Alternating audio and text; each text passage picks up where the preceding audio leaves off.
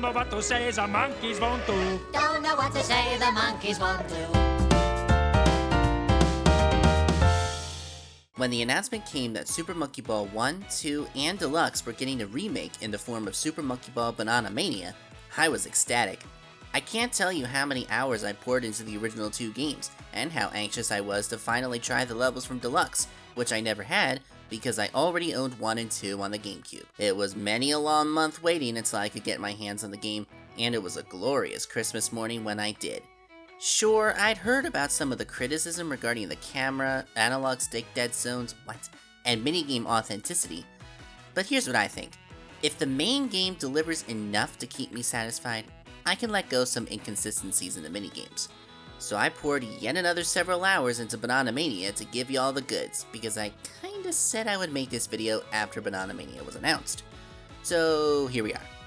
And to clarify one thing, this is not a review of Super Monkey Ball 1, 2, and Deluxe as individual games or together. This is an overview of the remake itself and how it compares to the originals. I already covered 1 and 2 in a separate video, of which a link should be showing up as a card in some corner of the video right about now. If you know nothing about Super Monkey Ball, I recommend you check that video out first, then come back here. If you're here to stay, then I assume you already know about the controls, level design, and overall feel of the games to compare with. So here we go. Let's first talk about what the remake actually includes. Every level from Super Monkey Ball 1, 2, and Deluxe is included, bringing the total amount of levels to around 300. That is insane! The levels are split off as such, with the challenge mode packs from the original two games being included. Story mode is also here, including only the levels from Monkey Ball 2 for some reason, but they replaced the fully animated cutscenes with this less than enticing presentation. You just try to tell me what's going on here without any context from Monkey Ball 2. And yes, that means no more my sports team just lost the tournament, Bad Boon faces here. Anyway, you're able to play the challenge mode just like before, but they also included the practice mode where you can play each level as many times as you want to make sure you get it right. And this is nice. Rolling around at the speed of crap.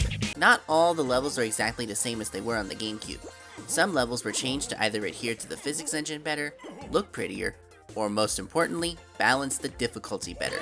Remember Arthropod in Super Monkey Ball 2? I hated that level, and the main suggestion I had was for the rotating platform to be single instead of segmented like it was there. And guess what they did? They made it singular.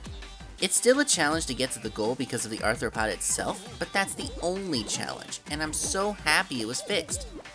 Sadly, the other level I had an issue with, Launchers, is still as bad as ever, but I'm going to take the wins where I can, dang it.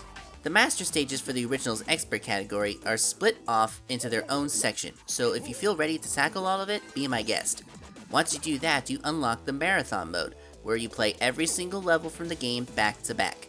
Be sure to save a lot of time to play this one. There are also unlockable modes from the shop, newly introduced in this game. For a brief overview, the shop allows you to buy new characters, alternate costumes for other characters, and outfit pieces for the main 6 monkeys. You can then customize your monkey as you see fit.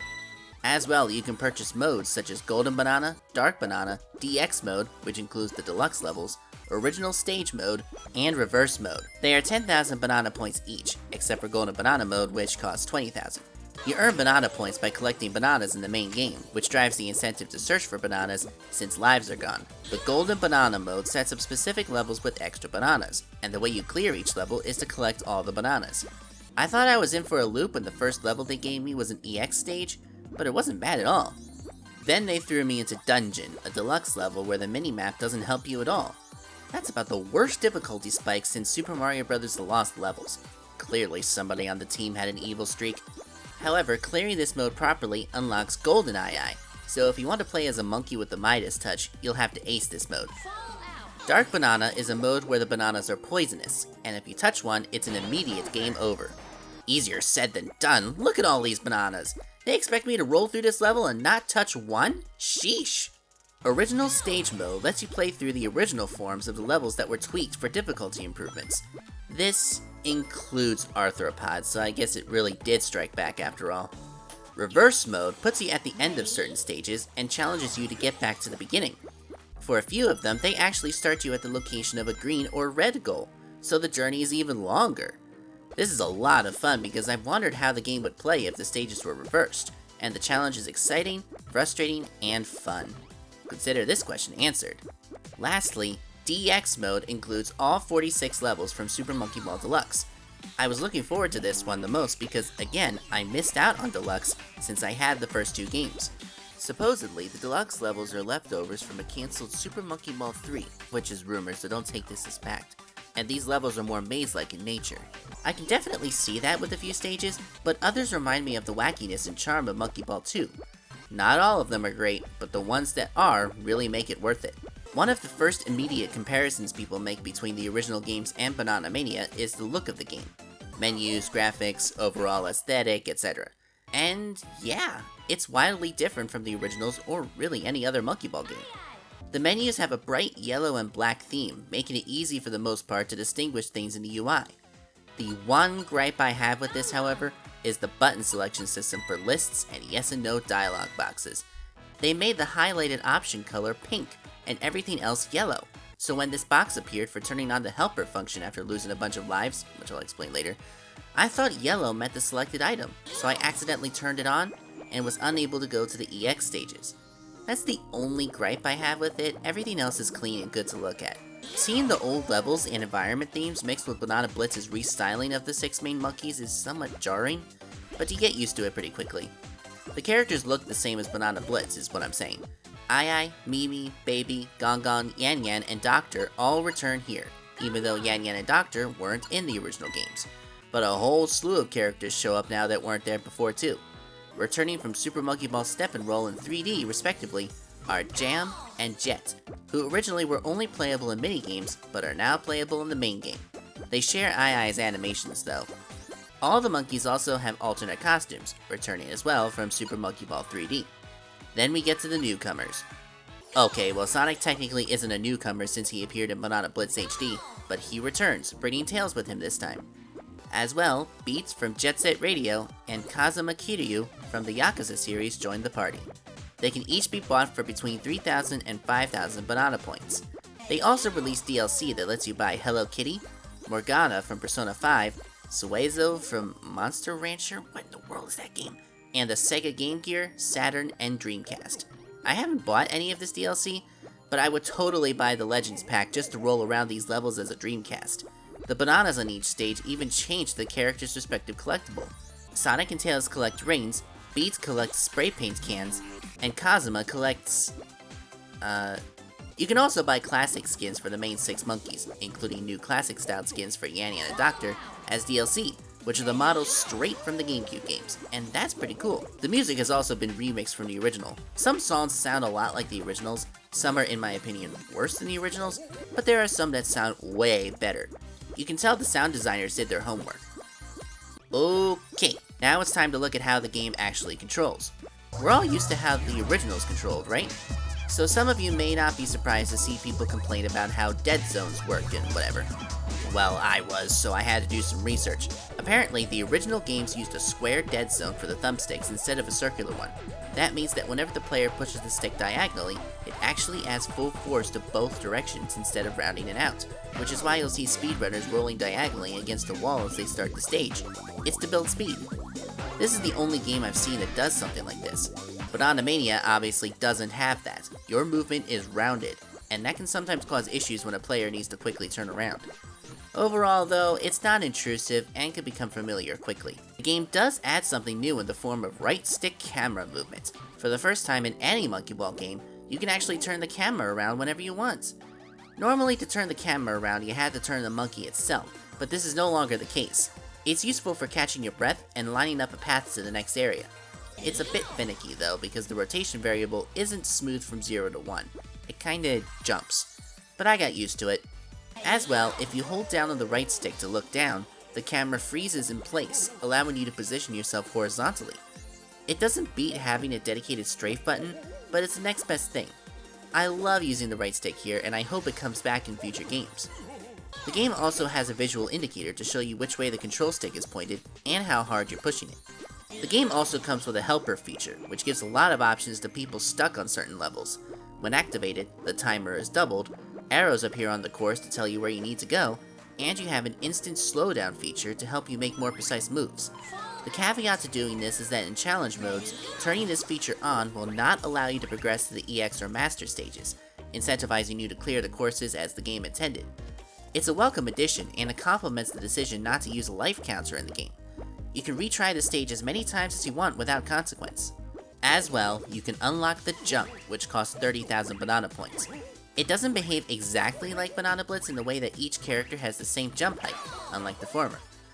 Activating the jump once you unlock it makes you realize even more why Banana Blitz's level design was so different from the previous games. These levels here were never designed for jumping, so it's easier to find shortcuts or save yourself from dying at the last moment. It completely breaks some levels, especially Monkey Ball 1's master stages. Trust me, having that ability makes these levels a joke, so here's hoping whatever pinhead designed these levels is watching this and wishing I'd kept my mouth shut.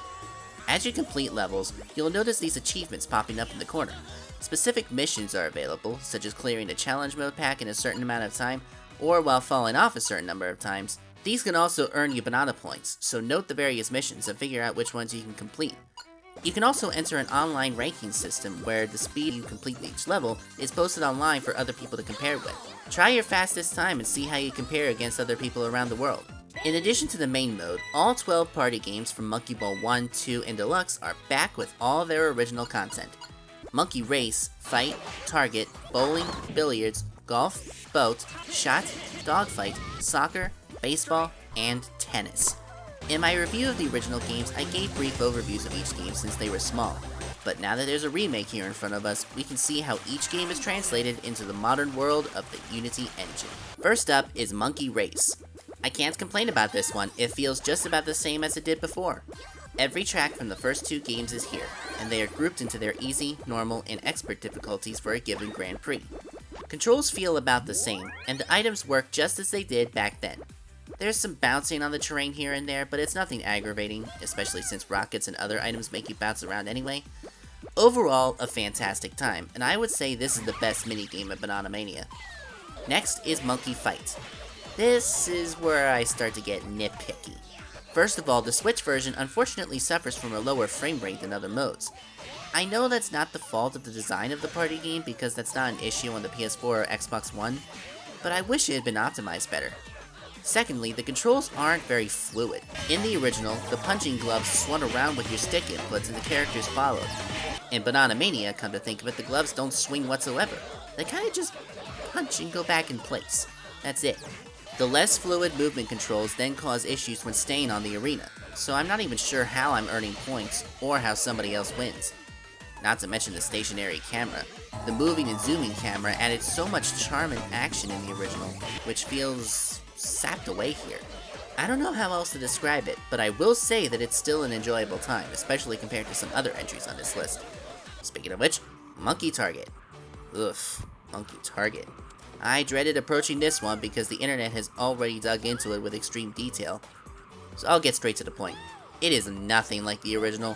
The original game used the full strength of the control stick and felt like you were truly launching the monkeys off the ramp and controlling their glide in the air. Here, the rapidly changing camera makes the liftoff feel automated, and if I aim up like I do in the original, I fall in the ocean. Every single time. I eventually figured out that tiny movements are what allow my monkeys to stay airborne, but I would think that if one was to adapt a beloved party game from 2002 to modern systems, there would be some effort placed into making it feel like it did in 2002. I'm just glad so much love and care was put into the main game, or I'd really be ripping this thing apart. So before I lose my cool, let's move on. Monkey Bowling is next, and I'm happy to say that it behaves almost exactly like the original.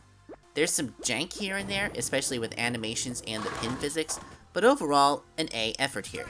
I enjoyed this one just as much as the original. They also included the extra modes where you have 9 pins to knock down instead of 10, and the mode where the layout of the lane changes to give yourself a more unique bowling experience. It's insane how the lane bends and twists to try to throw you off. Wait, a bowling game where the lanes are out of the ordinary, making it a fun journey to reach the pins? Where have I seen another game do that before? If I think of it, I'll point it out. Anyway, Monkey Bowling is a fantastic time that I would say is as good as the original. The same can be said for Monkey Billiards, if not more so. I think just seeing the table in HD is enough to justify playing this version over the original, and I actually find myself winning games. I don't always get to do that in real life, so I'm taking the wins where I can get them. It's loads of fun, and honestly, it makes it very easy to line up your shots and see where the cue ball will go in case you're at risk of getting a scratch. A fun time, would recommend anyone give it a go. Monkey Golf. Let's break this one down. It's split into two modes, mini golf and regular golf. Mini golf is the best one in my opinion because the holes are small and confined, meaning there's less room for error and overshooting or undershooting your target. There are 18 holes just like a normal game, and you're scored based on how many shots it takes to get the monkey ball in the hole. Typically the par is 3 on these ones. I will say though that there are some annoying holes like this one where it seemed like I was always destined to fall off. I did well with the entire rest of the run, so constantly failing at that got frustrating quickly. I also don't do well with regular golf, so having these large courses where it's easy to misjudge how hard you have to hit it is tiring after a while. I just stick with mini golf. Monkey Boat is another game that I would say is greatly improved in this version. It feels like you can actually propel the boat this time by pressing the triggers, which helps you actually play the game. I actually had a lot of fun with this one, and it made me want to try the original on GameCube again. I feel like I misunderstood this one. Monkey Shot is one where it feels exactly like the original, so if you didn't care for the on-rails shooting of the original, well, this won't change your mind. I actually can't think of a single difference, so good job to the devs here. Why couldn't they have done that for Monkey Target? Monkey Dogfight feels about as bad as ever before. I didn't like it in the original, and I don't like it again here. The controls are stiff, and because of that, you can't actually turn and avoid oncoming fire. If you even manage to hit anyone, it'll be a stroke of luck, even with the missiles. It's there for the sake of completing the whole remaking the original GameCube games thing, but if I could, I would revamp this completely or just axe it. It's not fun. Monkey Soccer is marginally better than the original. At least it didn't feel like I was mashing buttons expecting the monkeys to do something. There is proper strategy here, even if it's clumsily implemented. So hey, it's a time waster that's better than the original, I guess? Monkey Baseball. How did they screw this up too? You know that feeling when you hit a baseball, right? It goes whack and it flies into the air. That's a great feeling. And you don't get it here. Either the friction is way too high on the monkeys, or the bat just doesn't hit as hard, because the monkeys can't seem to go anywhere after being hit. And if the monkey doesn't land in a first, second, or third base gutter, it's an immediate out. There were more outs in the game I played than were uttered in the US Acres episode Shell Shocked Sheldon. And that was a lot of outs. Don't play this one, the original was way better. Monkey Tennis is average. I mean, it was in the original as well, but I'm saying that it works, yet may not be that interesting. I can play the game just fine, but I get bored pretty quickly. So I guess it's faithful to the original? In conclusion, Super Monkey Ball Banana Mania is a great time, and I feel it's the perfect way to introduce someone to the original games without shelling out insane amounts of money for a GameCube and copies of the original games. Or a PS2 or Xbox and a copy of Deluxe, you know what I mean. Easily the best Monkey Ball since Touch and Roll. I can really commend the team for their hard work in making the main game so enjoyable, although I wish more time was put into the mini-games, especially Monkey Target. If you're at all curious about Super Monkey Ball and want to get your feet wet, Banana Mania is the game for you. If you're a veteran of the series and want a modern means of playing it, I think this will also suffice. I would just hold on to the GameCube for the mini-games. Well, I can't think of much else to say, so I guess I'll wrap things up here. See y'all next month with another video. Wait a minute, I just remembered the bowling game I was thinking about before. It was Hyper...